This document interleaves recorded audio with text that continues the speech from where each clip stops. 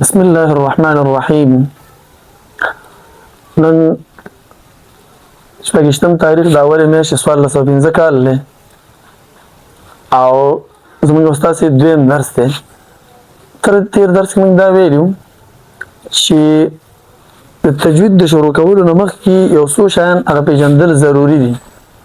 هغه ضروري شیان او مهم شیان هغه موږ لږ دانې ذکر کړیو چې دا موږ په ترتیب ذکر کوو. اوس هغه کې موږ لیکلو اول علم التجوید، تجوید تعریف. اول هغه نه چې تجوید تعریف او د علم التجوید تعریف موږ دا دواړه نن تشریح کوو. تجوید په لغت کې ویل شي تحسین الشیء یا الاتيان بالجيد. تحسین الشیء څه معنی؟ یو شی ښایسته کول، دا تجوید وایي. هکې به هر یو شی ځکه لغت معنا زیاتره عامه، بل الاتيان بالجيد راتلل کول په کره شي باندې، په کره والي باندې، دې ته څه وایي؟ تجوید. او په اصطلاح کې څه ته وایي؟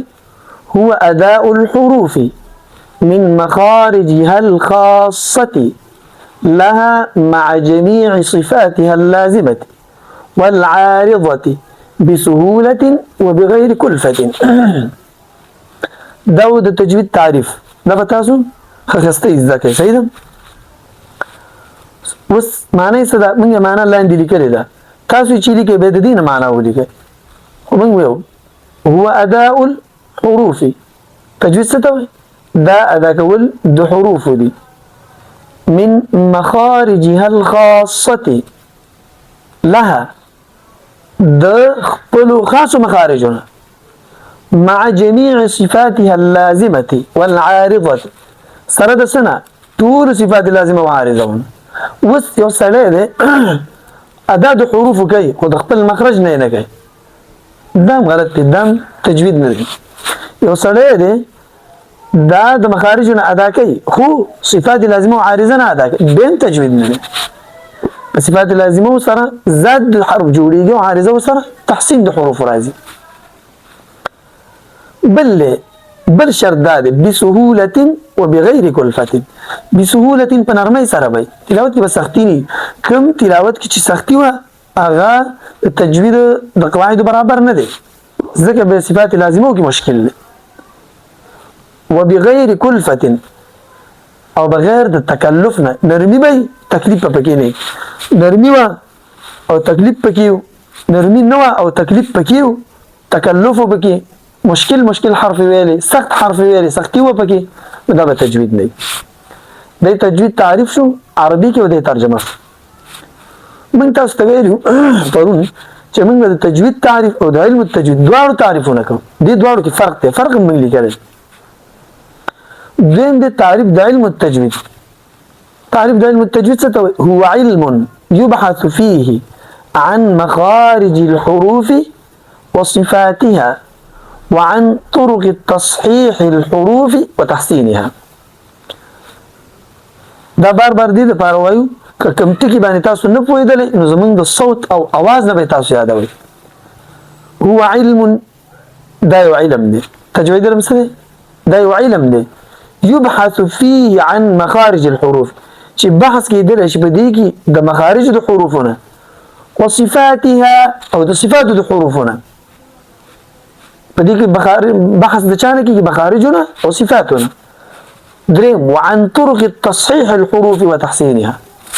هغه طرق په دې کې بیانېږي چې هغې کې حروف صحیح کېږي او بل څه شی پکې تحسین د حروفو راځي ورسره. نو دا د علم التجوید تعریف شو، دا د تجوید تعریف شو. اوس موږ فرق ذکر کوو په مابین د تجوید او علم التجوید. فرق په مابین د تجوید او علم التجوید کې.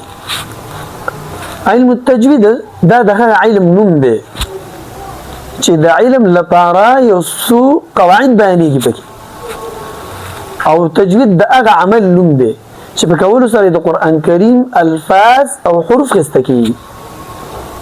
موږ څه ویو؟ موږ ویو علم التجوید د علم نوم دی، خو کوم علم چې په هغې کې قواعد د عمل دپاره بیانېږي، او دا کوم چې عملي دا قواعد په قرآن کریم کې عملي کېږي نو دې ته څه وایي؟ دې ته ویلی شي تجوید. نو حاصل لا شو تجوید د عمل نوم دی او علم التجوید دا علم نوم دی، نه فرق. تجوید د چا نوم دی؟ دا عمل نوم دی. او علم التجوید دا علم نوم دی. موضوع علم التجوید، موضوع علم التجوید څه ده؟ موضوع علم التجوید هغه حروف هجا دي. خو دې حروف هجاو کې موږ لږه تشریح تاسو ته کوو تر څو تاسو ښه پوه شئ.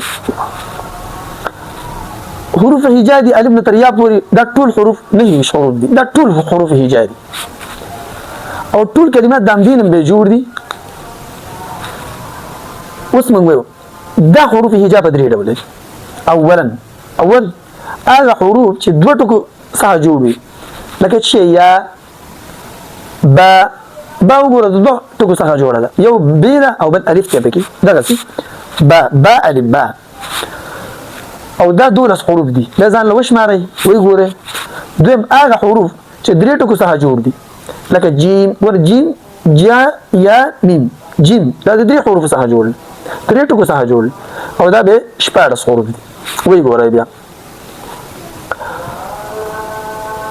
دریم هغه حروف چې څلور حروف څخه جوړ دي، دا نو به یو حرف دی حمزه، ور ها میم زا ها حمزه، دا د څلور حروفونه جوړ دي. اوس د دویم قسم کې موږ تشریح کوو. دویم هغه قسم چې په هغې کې هغه د دریو حروفونه جوړ، نو د دې تشریح دا ده چې دا د خپل کور کې په درې قسمه دی، خپل کور کې په درې قسمه دی. اول کوم یو دی؟ اول هغه دی چې منځ حرفي حروف مده وي، منځ حرفي مده وي. اوس حرف مده څه ته وایي؟ حروف مده درې دي په خپل ځای مخارجو کې راځي، او ان شاء الله چې مدونو په لمعه کې راځي، دا دوه ځای دا بحث راځي. حروف مده څه ته وایي؟ حروف مده درې حروف دي، الف واو یا.